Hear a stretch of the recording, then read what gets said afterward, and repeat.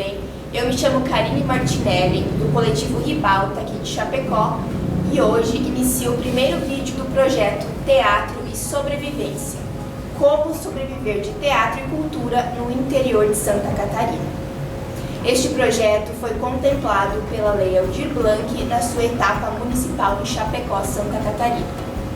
Primeiramente, então, a gente queria agradecer à Fundação Cultural de Chapecó pela execução da Lei Aldir Blanc, a Casa Nova Escola de Teatro, então, por ceder o espaço para a gente, e a todos os nossos convidados. Então, hoje o nosso convidado é o Augusto Zeiser, produtor audiovisual, trabalhador na gestão da cultura da Fundação Cultural de Chapecó e um grande militante da área da cultura. Então, Augusto, primeiramente eu quero te agradecer, por ter aceitado esse convite, por estar cedendo o seu tempo, para ceder essa entrevista para nós. Então, eu gostaria que você se apresentasse, contasse um pouquinho de ti, para o pessoal que está assistindo a nós aí, te conhecer um pouquinho.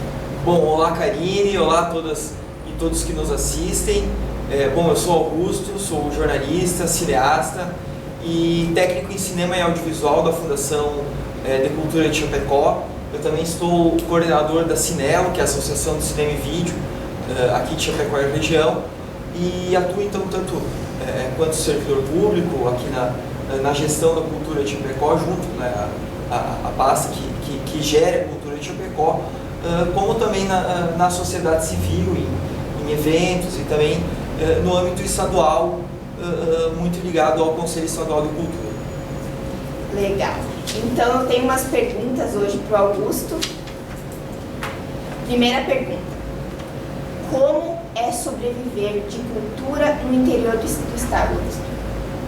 Bom, eu acho que a gente não pode dizer que é fácil, Eu acredito que sobreviver de cultura em qualquer local do Brasil é difícil, mas no interior a gente ainda falta muito desenvolvimento, falta muita estrutura muitas vezes, nos faltam teatros, nos faltam cinemas que podem ser facilmente acessados pelos artistas, Então falta muito essa questão de estrutura, tanto física, de espaços de fruição e de difusão cultural, como também muitas vezes de equipamentos, Então no interior isso acaba sendo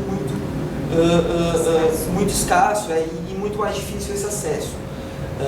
Também no interior, artistas acabam tendo que desenvolver não só a sua profissão, muitas vezes, acabam tendo que conciliar o trabalho artístico com alguma outra profissão, ou o trabalho artístico em mais de alguma linguagem, Por exemplo, eu que venho do audiovisual, muitas pessoas que trabalham com o audiovisual têm o seu trabalho com o cinema, o seu trabalho artístico, o seu trabalho autoral, o seu trabalho de produção, ou até de atuação, mas acaba também atuando como produtor audiovisual solo, que é muitas vezes o videomaker, o realizador audiovisual.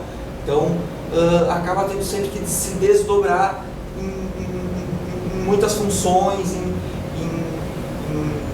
muitos, acabam sendo empregos, diferentes para conseguir sobreviver. Também no interior, a gente costuma não ter tão desenvolvidas políticas públicas de cultura. Aqui em Chapecó, a gente por um trabalho conjunto entre poder público, sociedade civil organizada, e muita participação popular, nos últimos 10 a 12 anos se desenvolveu muito bem políticas públicas culturais, mas não é algo que se repete nem mesmo em muitas cidades do mesmo porte de Chapecó, em Santa Catarina ou no Brasil, Então, essa questão do acesso a políticas públicas no interior acaba sendo muito mais difícil, até porque o interior também tem dificuldade de às vezes ser visto, por exemplo, pelo governo do estado, que também cabe ao governo do estado financiar a produção do interior, não só a produção dos grandes centros, Então é sempre importante que se busque esse olhar descentralizado nas políticas públicas do estado para conseguir atender todo mundo, Principalmente, e aí pensando em política pública, a gente sempre tem que pensar que a política pública, ela muitas vezes não, ela tem o seu papel direcionado para desenvolver aonde precisa de desenvolvimento, Ela precisa chegar aonde ainda o Estado não chega, e isso muitas vezes é no interior. Certo. Augusto. Como essas políticas públicas elas podem auxiliar os trabalhadores da cultura, especialmente os atores e atrizes, né, na sobrevivência? Né? Eu acho que primeiro elas podem propiciar muita formação, né? As políticas públicas elas têm que vir atreladas à formação, que eu acho que isso ainda também é algo muito escasso no interior, né? Então ela tem que vir atrelada à formação. Após isso, eu acho que elas permitem muito a formação de iniciativas de forma alternativa, de forma muitas vezes comunitária, que acaba não se inserindo dentro de um circuito comercial, dentro de grandes teatros, né? E ela acaba propiciando que pequenos grupos, que pequenas iniciativas tenham a possibilidade de ter um pequeno recurso, de ter algum financiamento para produzir uma peça, para poder, quem sabe, montar um cenário de forma mais simples. E atores e atrizes também acabam dialogando com outras áreas, né? Acaba dialogando com o audiovisual, então você, aumentando o fomento no audiovisual, você acaba também gerando mais oferta de emprego para atores e atrizes. E uma coisa que nós vemos no audiovisual, no interior principalmente, por essa falta de fomento, é pouca produção de ficção e muita produção documental. Porque, querendo ou não, a produção de ficção ela envolve um pouco mais de custos, de financiamento. Então, a partir do momento que você desenvolve a cultura como um todo, diversas linguagens, você acaba, consequentemente, aumentando para várias áreas essa oferta de emprego, de trabalho e renda. Interessante. Então, como os trabalhadores da cultura podem atuar na implementação de novas políticas públicas na área da cultura? Bom, eu acredito que é fundamental qualquer trabalhador de qualquer área, de qualquer linguagem da cultura, sempre estar muito presente nos espaços participativos, tanto da sociedade civil como das diversas instâncias governamentais de representação. Isso é da sociedade civil. São associações, como nós temos aqui em Chapecó, a CAT, que é a Associação Chapecoense dos Artistas e Grupos de Teatro. Nós temos a Cinelo, que é a Associação de Cinema e Vídeo de Chapecó e região. Nós temos os sindicatos, né? Eu não sei muito bem como funciona no âmbito do teatro, de atores e atrizes, mas no cinema nós temos tanto o sindicato dos trabalhadores como o sindicato patronal, né? Enfim, e diversas outras instituições que muitas vezes acabam sendo direcionadas para alguma linguagem ou mais amplas, como nós temos a iniciativa do Instituto Observatório Cultural aqui em Chapecó, que acaba abrangindo para mais áreas, né? E também nas instâncias representativas de governos, que é então nos governos municipais, os conselhos municipais e políticas culturais, e no âmbito dos estados do Conselho Estadual de Cultura. Aqui em Santa Catarina e em Chapecó também, nós temos eleição tanto para o Conselho Municipal como para o Conselho Estadual, e principalmente no âmbito do estado, a implantação da eleição e a forma como ela acabou sendo implantada, e na verdade tudo isso vem a partir da lei do Sistema Estadual de Cultura, né? Ela dá participação para todas as regiões do estado. Então, primeiro é feita a eleição regional, para depois ser feita a eleição estadual. Então, primeiro cada região escolhe até 2 representantes por linguagem, então 2 representantes do teatro, 2 representantes das artes visuais, 2 representantes do audiovisual, né? Então, até 2 por linguagem. Então, esses, no máximo 12 por linguagem, se reúnem na eleição estadual, e dali é escolhido o representante daquela linguagem para o Conselho Estadual de Cultura. Mas a lei do sistema, ela inclusive tem isso de forma muito clara, que o representante ele deve se articular em suas instâncias regionais, que no caso então é o colegiado setorial que se fala, né? O colegiado do teatro, o colegiado setorial do audiovisual, que então ele é composto por esses representantes eleitos nas diversas regiões. Então isso é muito bom, porque aproxima as diversas regiões do Conselho Estadual de Cultura, que é o órgão consultivo do governo do Estado para políticas públicas. E isso pela primeira... ano passado foi a segunda eleição desse modo, então nós estamos nesse momento com a segunda composição do Conselho Estadual de Cultura que foi formada dessa forma. E pelo menos no audiovisual nós vimos que isso aproximou muito o interior da discussão da política pública, e aproximou muito o interior da formulação das políticas públicas. O interior começou no audiovisual a poder ser visto, a poder ter o seu cenário olhado por quem monta o edital e pode ter muitas de suas demandas já de anos que eram pedidas atendidas. Então isso só foi construído porque teve a participação de pessoas, de artistas, de produtores de diferentes locais do Estado dentro da instância participativa e representativa do governo do Estado para a sociedade civil. Então essa participação social e até política de quem vive de cultura, de quem produz cultura, é essencial, porque o que a gente vê ano após ano é que as políticas públicas só são lançadas, só acontecem porque a sociedade civil faz muita pressão sobre o governo, sobre os governos. Então é muito importante essa participação social dos artistas como um todo, nas diferentes instâncias, tanto da sociedade civil como do governo. Isso Com certeza. Augusto, como você observa então o mercado de trabalho, né, da cultura agora no período pós-pandêmico? Bom, eu vejo que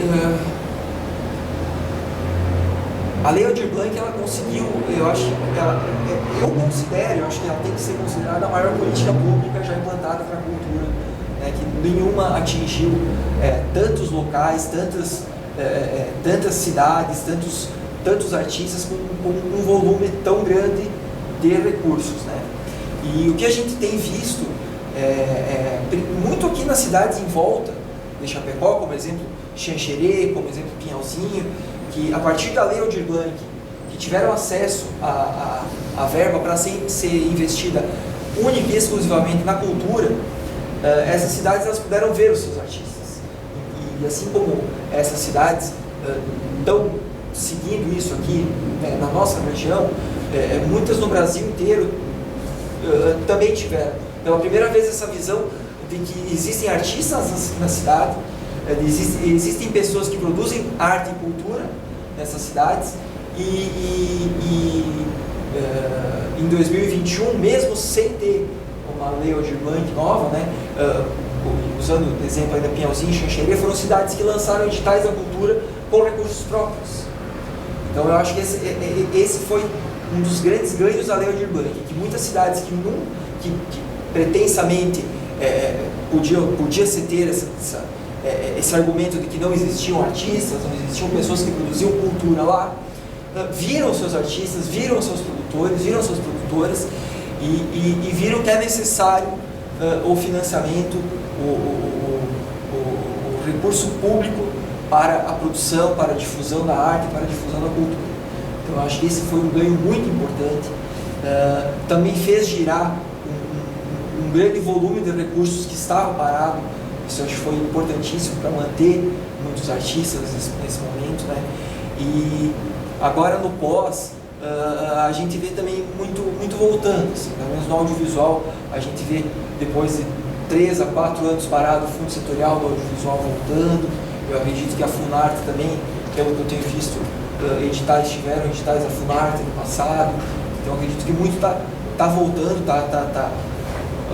a gente está vendo passar uma morosidade do governo federal que vinha acontecendo desde 2016, no mínimo, né? Desde 2016, né? Que se paralisou, pelo menos no audiovisual se paralisou muito, e isso tudo vem voltando, e eu acho que, mas principalmente essa visão das prefeituras, dos governos municipais em cima dos seus artistas foi muito importante. E nós temos agora também a Lei Paulo Gustavo, que ela foi aprovada no Senado, está tramitando na Câmara, que ela vai vir até com mais recursos que a Lei Aldir Blanc, ela vai ser de 4 bilhões e 600 milhões, se eu não me engano, né? Então ela também, e ela vem, grande parte desse recurso, se eu não me engano, 2,8 bilhões, ela vem do Fundo Setorial do Audiovisual. Então é um recurso que precisa ser utilizado no audiovisual. Mas a própria lei, ela já impõe o audiovisual sendo uma das linguagens que eu acho que, acredito que seja um dos maiores guarda-chuvas, porque ela, você tem atores que atuam nos filmes, né? Você tem toda a parte de produção de arte, que é a mesma que vai produzir muitas vezes peças de teatro. Você tem a música dentro da trilha sonora, você tem a parte técnica da cultura, né? Que hoje já vem se entendendo a parte técnica quase como uma setorial, né? Tem uma linguagem, de tanto que evoluiu a parte técnica, de luzes, de som. Então, mesmo tendo esse valor mais vultuoso para o audiovisual, a lei já traz que o audiovisual vai ser obrigado a contratar artistas de outras linguagens, então vai ter que fazer esse valor girar dentro da cadeia como um todo, né? Então a Lei Paulo Gustavo também vai vir, eu acredito que vai ser uma outra política extremamente importante, até porque o que a gente viu essa semana, na verdade, mais uma mudança do governo do Estado, hoje, quando nós estamos aqui em meados de fevereiro, né, de 2022, a gente viu recentemente uma mudança em cima da Lei Rouanet, né, mais uma que novamente impõe limites para cachê, para pagamento de remuneração de artistas, né? Então, ao passo que tem esse travamento, né? A gente vê, que eu falo, volta as coisas, mas o governo federal ainda tenta travar. E aí, então precisa dessa atuação, principalmente da vinda do parlamento, né? Tanto pela Lei Aldir Blanc como pela Lei Paulo Gustavo, vem muito mais do legislativo do que o executivo, as políticas públicas que têm mantido a cultura, né? Mas eu acho que nesse cenário, bem, pegando esse recorte pós-Lei Aldir Blanc, o que fica essa grande, muitas vezes, descoberta, essa grande, ou vontade de ver os seus artistas pelos governos municipais que estão agora, como eu já falei, cidades aqui da região menores que Chapecó, investindo em editais próprios para a cultura. Certo. Então, como que as pessoas que estão chegando nesse mercado, né, de cultura podem acessar, então, os recursos públicos, Augusto? Bom, o edital ele é aberto para qualquer pessoa, né, estando, lógico, você precisa não estar fiscalmente, né, tudo ok, ele é aberto a qualquer pessoa, né? Existem alguns outros impeditivos, servidores públicos, depende da instância. Eu, por exemplo, quanto servidor público municipal, não posso participar de editais públicos do município de Chapecó. Da Lei Aldir Blanc eu também não podia, porque a própria lei já impedia que servidores públicos de todas as instâncias participassem, porque eu mesmo, como sou artista, né, sou produtor, mas eu não tive a minha remuneração quanto servidor público interrompida. Então, a própria lei já impedia que eu concorresse em qualquer instância da Lei Aldir Blanc, tanto do municipal quanto estadual. Mas eu acredito que o principal, assim, é buscar formação, né? Porque muitas vezes acaba sendo um critério muito alto até de avaliação, acredito eu, o currículo. Eu penso que é essencial que se avalie o currículo de quem está promovendo, de quem está propondo o projeto, né? Porque também nós temos que sempre lembrar que são recursos públicos, são recursos que precisam ser utilizados de certa maneira, eles não podem ser, existem regras para que sejam utilizados esses recursos, né? Então é muito importante que quem está começando conheçam as leis que regem todas essas, os editais e as chamadas públicas, que é principalmente a Lei 8666 não lembro agora o ano, mas enfim, é a popular Lei 8666 e também a Lei 13019, que são as leis que regem tanto os editais, as licitações públicas, como também as parcerias público-privadas, que depende do edital, ele entra em uma dessas duas leis, né? Mas é muito importante ter esse conhecimento legislativo, né? É necessário formação, que o projeto, o redigir um projeto, ele já é parte da criação artística, né? Então, a partir do momento que você tem um projeto, você já tem um produto cultural, que inclusive pode ser registrado na Biblioteca Pública Brasileira, que é o órgão que faz o registro de propriedade intelectual, né? Então, a partir do momento que você tem um projeto, você já pode mandar para a Biblioteca Pública, já pode registrar com propriedade intelectual sua, né? Então, é necessário muita formação, que nem eu falei, é papel do Estado também prover essa formação, apesar de nós termos muito déficit de formação, nós vemos pouquíssima formação oferecida pelos governos, tanto municipais como estadual aqui em Santa Catarina. Na área do audiovisual, parece que nesse momento, em 2022, vai ter um convênio com a instituição do cinema para fazer formação em projetos, né? Mas eu acredito que hoje com a internet, com acesso a videoaulas, fica mais fácil de buscar essa formação, de buscar formas, de buscar manuais de escrever projetos, né? Mas é importante, eu acredito que é algo que nós fomentamos muito aqui em Chapecó. Todo mundo que está iniciando tem alguém que tem alguém que conhece, ou tem algum amigo, algum parceiro que já está mais tempo, que já ganhou algum edital. Então conversa com esse amigo, se ele tem algum edital que ele já passou, que ele já concluiu a execução, que ele pode você pode te mandar, você pode emprestar o projeto para você ver. Essa é uma formação muito bacana, assim, de troca de projeto. Também, se você tem alguma pessoa da sua confiança que você pode enviar o projeto que você está escrevendo, falar, tem como você dar uma lida para mim, você fazer alguns apontamentos. Essa é uma forma de formação de um para outro, assim, que é algo que também nós temos que fazer muito aqui no interior, que é um formar o outro, né? Então, acaba que quase um vai fazendo esse olhar do parecerista, que é o profissional que avalia os projetos do edital, né? Vai fazendo esse papel de parecerista para o outro, para poder desenvolver, para poder melhorar o projeto. Então, eu acho que é isso, assim. A estrutura do projeto, depois que você tem conhecimento, ela não muda muito de um edital para outro. Tem algumas particularidades, mas a partir do momento que você tem um projeto bem estruturado, você consegue inscrevê-lo em vários editais sem muita mudança, né? Então você acho que conseguindo construir uma rede que vai te apoiar, vai te dar algum tipo de vista ali, vai fazer apontamentos em cima desse projeto, buscando alguma formação online, né, tendo conhecimento das leis, sempre lendo muito o edital. É essencial que se leia, assim, antes de começar a pensar em fazer o projeto, lendo no mínimo umas 2, 3 vezes de forma completa o edital, assim, você quase que ter já salteado as coisas, assim, para ter certeza. Sempre tomar muito cuidado com a documentação.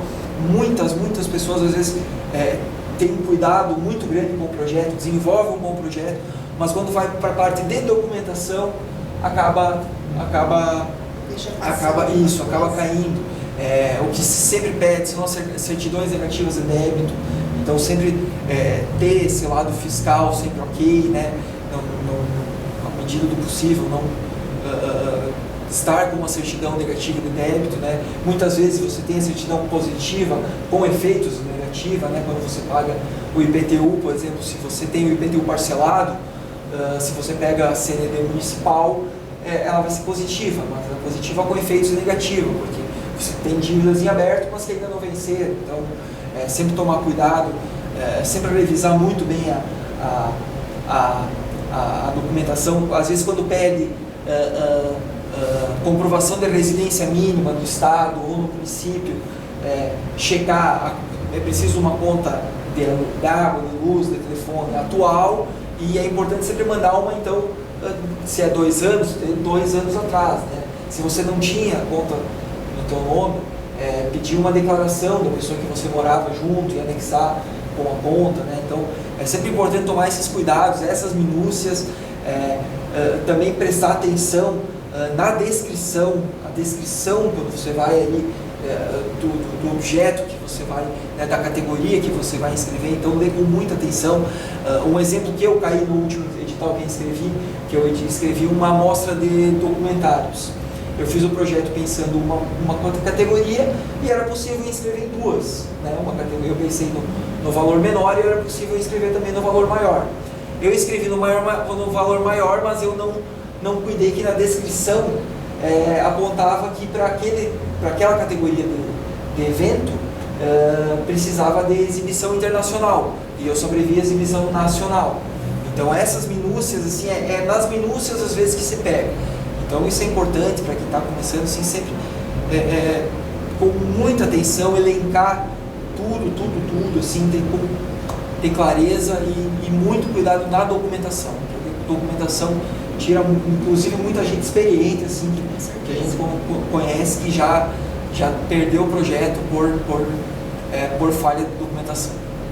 Tá, e seguindo nessa linha, então, qual que é o conselho aí, principal conselho que você dá para quem está começando agora, para quem está entrando, né, nesse mercado da cultura? Eu acredito que é persistência, assim, é um mercado bem persistente, você precisa ser persistente, assim, não vai ser muitas vezes no primeiro edital que você vai ganhar, não vai ser muitas vezes no segundo edital que você vai ganhar, às vezes quando você tem já uma peça montada, que você já ganhou o edital, já montou a peça, muitas vezes não vai ser no primeiro festival de teatro que você vai mandar, que você vai ser aceito, da mesma forma como no cinema, não vai ser no primeiro festival de cinema que o filme vai entrar, mas eu acho que é isso, é muita persistência, muita formação, o que nós temos visto, assim, nesse período de pandemia, com toda essa ida para o online, muita oferta de formação, né? Eu acredito que é elementar sempre se manter formação, sempre na vida, assim, manter uma formação continuada, né? Você sempre está buscando alguma oficina, buscando algum curso. Hoje tem muita opção gratuita, ou até mesmo para quem pode investir algum valor, que invista algum valor. Nós temos inclusive pós-graduação à distância, algumas universidades em produção cultural, que acho que é algo amplo, que qualquer pessoa que está nesse ramo, seja ator, seja diretor de cinema, seja músico, é importante ter uma ideia da cadeia de produção cultural, né? Mas eu acho que é isso, persistir muito, buscar sempre formação, buscar sempre conhecimento técnico, conhecimento legislativo, de leis, do que rege a cultura, e sempre participar socialmente, politicamente, né? Politicamente que a gente fala, não votando num candidato, representando, assim, não, participar em associações, em sindicatos, em grupos que se reúnam, que vão buscar políticas públicas, né? Eu acho que isso é fundamental para quem está começando e para qualquer pessoa que queira viver de cultura. Legal. Então, se tu quiser complementar com mais alguma coisa, se tiver mais alguma ideia, alguma coisa que você queira colocar, né, pode ficar à disposição. Nós tivemos um lembrete aqui de Santa Catarina, né, que estamos em trâmite, né, era já para ter sido lançado, ainda não, mas nós estamos esperando que seja finalmente posta em operação a lei de incentivo aqui do Estado, que é um programa de incentivo à cultura, o popular PIC, aqui de Santa Catarina, que também é mais uma oportunidade, né? Mais uma oportunidade de financiamento, de formação, de acesso ao financiamento. Ele, assim como a Lei Aldir Blanc, ele não é de fundo, né? Então você propõe um projeto e você vai conseguir a liberação do governo do Estado para captar junto a empresas, para que elas deduzam do ICMS, né, delas. Então, requer também um pouco mais esse trabalho de captação, que também é algo importante que se que a gente não tem tanto no interior. Nós temos grandes empresas aqui, mas nós não temos muitos captadores, então nós temos grande potencial de captação, mas ainda nós não conseguimos acessar isso, né? Então essa é mais uma oportunidade, e eu acho que é isso, mais uma vez persistir muito em realmente produzir, em querer fazer cultura, que é algo muito bom, é algo que pelo menos eu, assim, quanto trabalhador da cultura, né, tanto no âmbito de servidor público como no âmbito de artista, considero-me muito realizado, assim, sendo um trabalhador da cultura, e eu acho que é isso. Muito obrigado a todos, obrigado a você, Karine, obrigado a Clodoaldo. Valeu. Então é isso. Muito obrigado pela participação, obrigado, né, por ter cedido aí o teu tempo, a tua entrevista para nós, e é isso.